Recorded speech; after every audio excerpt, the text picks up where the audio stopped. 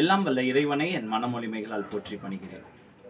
Copper tea தமிழ்நாட்டில் முதல் பிரசவமும் சரி, இரண்டாம் பிரசவமும் சரி நடந்த உடனே அரசு மருத்துவமனைகளில் இருக்கக்கூடிய மகளிர் இந்த பிரசவ இடத்துல காப்பர் டீ அப்படிங்கிறது முதல் பிரசவத்திலிருந்து இரண்டாம் பிரசவத்திற்கு ஒரு இடைவெளி இருப்பதற்காக பொருத்தப்படும் ஒரு கருவி. இது பல நேரங்களில் இன்ஃபார்ம்டு, அதாவது பேஷண்ட்டுக்கு தெரிவிக்கப்பட்ட நிலையில் செய்திருந்தாலும் ஒரு கட்டாயமாக தான் இது செய்யப்படுகிறது.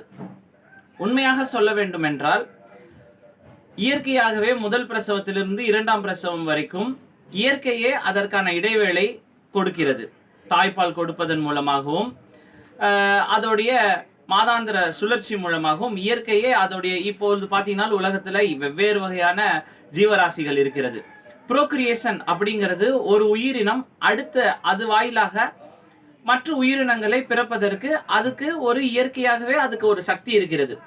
இது அரசு மருத்துவமனைகள்ல இந்த காப்பர் டீ அப்படிங்கிறது கட்டாயமாக்கப்படுகிறது. கேட்டா கட்டாயம் இல்லைன்னு தான் சொல்றாங்க. ஆனா பேஷண்ட்டுக்கு நான் கேட்டுதான் போடுறாங்க. ஆனா பேஷண்ட் நீங்க போட்டுதான் ஆகணும். ஸோ இதை பத்தி மாண்புமிகு சுகாதாரத்துறை அமைச்சராக இருந்தாலும் சரி, மாண்புமிகு முதலமைச்சரும் இதில் தலையிட்டு காப்பர் டீ, அதாவது ஒவ்வொருவருமே தனக்குன்னு அவங்களுக்கு ஒரு சாய்ஸ் கொடுக்கணும். அதை கட்டாயமாக்க கூடாது. காப்பர் டீ போடுவதால பல பிரச்சனைகள் வருகிறது. ஃபர்ஸ்ட் மென்ஸ்ட்ரல் ப்ளீடிங், அதாவது மாதாந்திர வரக்கூடிய மாதவிலக்கு நாட்கள் அதிகமாக உதிரப்போக்கு இருக்கிறது, அடிவயிற்று வலி. இதனால அவங்க வேலை செய்ய முடியாத ஒரு சூழல் ஏற்படுகிறது. அதனால உடல் பருமன் கூடுகிறது, மன உளைச்சல் ஏற்படுகிறது.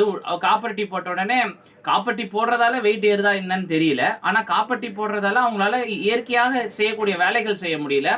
சாப்பிட்டு தூங்கிட்டு வெயிட் போட்டுட்டு அதுக்கப்புறம் குழந்தைய பிறக்கிறது இல்லை. அதுக்கப்புறம் குழந்தை பிறக்கலைன்னா இன்ஃபர்டிலிட்டி ட்ரீட்மெண்ட் அரசு மருத்துவமனைகள் என்னதான் சிறப்பாக இருந்தாலும் தனியார் கையில தான் இது வசமாக இருப்பதை நாம் எல்லாரும் தெரியுது. எல்லா இடத்துலையும் பார்த்தீங்கன்னா கருத்தரிப்பு மையம்னு 1 லட்சம் முதல் 3 லட்சம் ரூபாய் வாங்குறாங்க. ஸோ இந்த காப்பர் டீ போடுவதனால செயற்கையாகவே ஒரு குழந்தை அற்ற தன்மையை ஏற்படுகிற ஒரு அவல நிலை ஏற்படுகிறது. இதன் மூலமாக தனியார்ல இருக்கக்கூடிய மருத்துவமனைகள் இது ஒரு பெரிய மார்க்கெட்டாக ஏற்படுகிறதுன்றது இன்னொரு விஷயம்.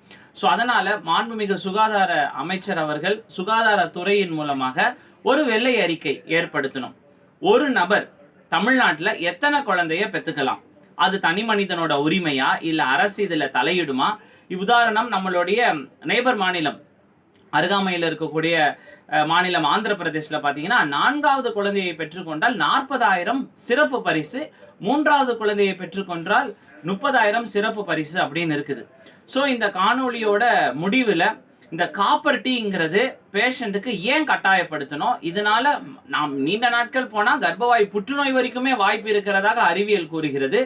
இதை பேஷண்ட்டுக்கு ஒரு பேச்சுக்கு சொல்லிட்டு கட்டாயமாக போடுறதுனால நிறைய அதாவது அந்த பெண்களுக்கும் தெரியல, அந்த பெண்களுடைய கணவர்களும் தெரியல. எல்லாரும் போட சொன்னாங்க, கணவர்கிட்ட கையெழுத்து வாங்கிட்டு போட்டுட்டேன்.